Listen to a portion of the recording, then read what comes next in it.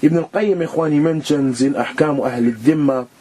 volume 1, page 205, that congratulating the kuffar for symbols specific to kufr is unanimously prohibited, such as saying to them blessed festival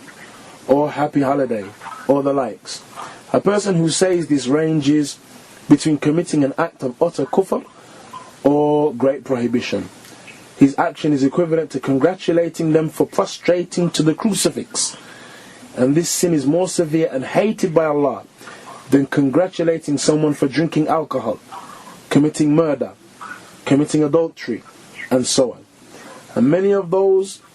who do not have a true regard for the deen indulge in such acts, not realizing the ugliness of what they do. And a person who congratulates others for a sin, a bid'ah,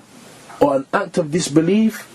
would be liable to Allah's abhorrence and Allah's wrath, and Allah's anger. Similarly, Sheikh bin Uthaymeen has a fatwa, ikhwan, where he mentions that it is impermissible to congratulate or to join in with such salutations, saying, ikhwan,